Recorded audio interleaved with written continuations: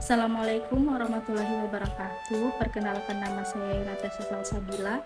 Saya di sini akan mempresentasikan tugas akhir semester saya, yang dimana materi pertama yaitu murabaha. Transaksi murabaha SAK 102, di mana murabaha adalah akad jual beli barang dengan menyatakan harga perolehan dan keuntungan atau margin yang disepakati oleh penjual dan pembeli. Menurut Suhaili, murabaha adalah jual beli pada harga awal pokok dengan tambahan keuntungan. Artinya, penjual memberitahukan kepada pembeli harga perolehan dan keuntungan yang didapatkan oleh penjual, baik secara lamsam ataupun secara terperinci. Kemudian, ada jenis-jenis murabaha. Di sini, jenis-jenis murabaha terbagi menjadi 3 jenis sesuai dengan peruntukannya.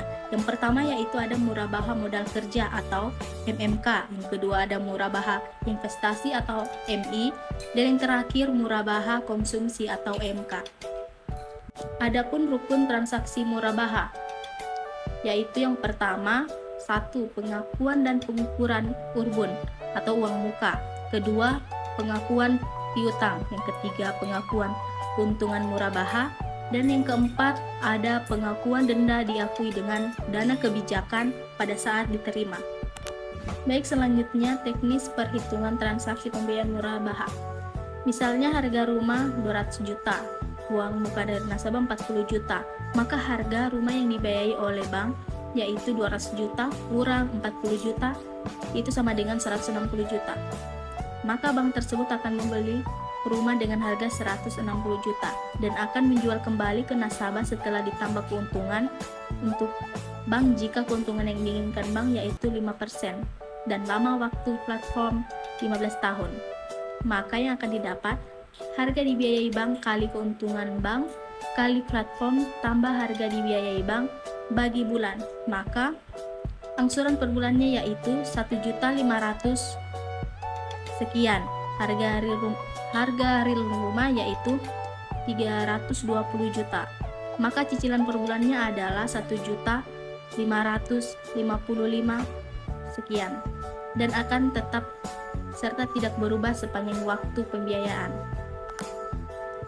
Selanjutnya materi kedua yaitu transaksi salam dan salam paralel PSAK 103. Salam merupakan akad jual beli berupa barang pesanan dengan penangguhan pengiriman oleh penjual dan harganya dibayar di awal pada saat akad disepakati dengan syarat-syarat tertentu.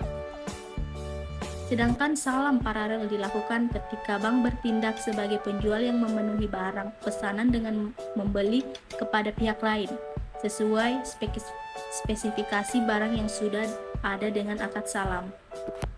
Adapun alur transaksi pembiayaan salam sebagai berikut. Yang pertama, muslam atau pembeli bertransaksi dengan penjual untuk membeli kebutuhannya.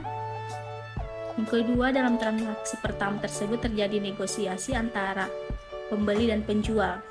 Dan ketika kesepakatan itulah terjadi akad salam. Yang ketiga, pada saat akad telah sah, pembeli harus menyerahkan harga atas barang pesanan tersebut secara tunai. Yang keempat, setelah terjadi akad salam dan pembayaran, maka pihak penjual akan melakukan produksi sesuai spesifikasi barang pesanan. Yang terakhir, barang pesanan dikirim secara tangguh atau kemudian setelah pesanan disiapkan. Selanjutnya ada rukun transaksi pembiayaan salam dan salam paralel. Yang pertama yaitu pembeli adalah pihak yang membutuhkan dan memesan barang. Yang kedua, penjual adalah pihak yang memasok atau memproduksi barang pesanan. Yang ketiga, objek akad yaitu barang atau hasil produksi dengan spesifikasinya. Yang keempat harga. Yang kelima, sigat yaitu ijab dan kabul. Selanjutnya perhitungan transaksi salam dan salam paralel. Contoh kasus, misalnya Bank Syariah Z setuju untuk membeli 100 ton gandum dari petani A dengan harga 3 juta per ton yang akan dikirimkan dalam 6 bulan. Perhitungan salam yaitu jumlah pembelian 100 ton, harga per ton 3 juta, jadi total harga yaitu 100 ton kali 3 juta sama dengan 300 juta. Selanjutnya kita masuk ke materi ketiga, yaitu transaksi istisna dan istisna paralel. Istisna adalah memesan kepada penjual, produsen ataupun perusahaan untuk memproduksi suatu barang tertentu untuk konsumen atau pembeli. Sedangkan istisna paralel yaitu di mana penjual membutuhkan orang lain untuk memenuhi pesanan pembeli, atau dengan kata lain, penjual membuat akad istisna kedua dengan seseorang guna memenuhi pesanan pada akad istisna yang pertama. Nah, syarat-syarat dari istisna yaitu yang pertama, pihak yang berakal, cakap hukum, dan mempunyai kekuasaan untuk melakukan jual beli. Yang kedua, ridha dan kerelaan dua belah pihak dan tidak ingkar janji. Yang ketiga, apabila isi akad yang disyaratkan syaninya bekerja dan bukan untuk pesanan, maka akad ini bukan lagi istisna tetapi berubah menjadi ijarah. Yang keempat, pihak yang membuat menyatakan kesanggupan untuk mengadakan atau membuat barang tersebut. Yang kelima, barang atau objek pesanan memiliki karakteristik yang jelas sesuai jenis, ukuran atau tipe, mutu dan jumlahnya. Selanjutnya kita masuk ke materi keempat, akuntansi ijarah dan ijarah mutahiyah bitamlik. Akad ijarah adalah kegiatan sewa-menyewa antara dua pihak dengan biaya yang telah ditetapkan. Al-ijarah merupakan salah satu bentuk muamalah dalam memenuhi keperluan hidup manusia, seperti sewa-menyewa, kontrak, ataupun menjual jasa perhotelan dan lain-lain. Sedangkan al-ijarah al-mutahiyah bitamlik atau IMBT adalah sejenis perpaduan antara kontrak jual beli dan sewa, atau lebih tepatnya adalah akad sewa yang diakhiri dengan kepemilikan barang di tangan penyewa. Kemudian ada rukun transaksi pembiayaan ijarah dan IMBT. Yang pertama, mujir dan mustajir, yaitu orang yang melakukan akad sewa menyewa atau upah mengupah. Yang kedua, ada sigah, yaitu ijab kabul antara mujir dan mustajir, ijab kabul sewa menyewa dan upah mengupah. Yang ketiga, ujrah atau upah disyaratkan diketahui jumlahnya oleh kedua belah pihak, baik dalam sewa menyewa maupun dalam upah mengupah. Yang terakhir, barang yang disewakan atau sesuatu yang dikerjakan dalam upah mengupah.